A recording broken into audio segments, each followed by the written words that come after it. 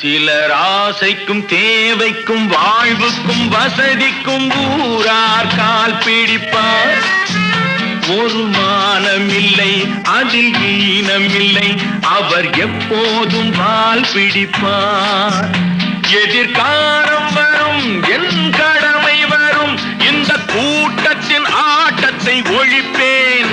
பொது நீதியிலே புது பாதையிலே வரும் நல்லோர் முகத்திலே விழிப்பேன். வரும் நல்லோர் முகத்திலே விழிப்பேன்.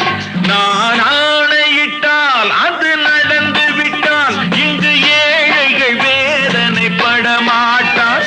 உயிர் உள்ளவரை ஒரு துன்பமில்லை, அவர் கண்ணீர் கடலிலே விழமாட்டார். அவர் கண்ணீர் கடல்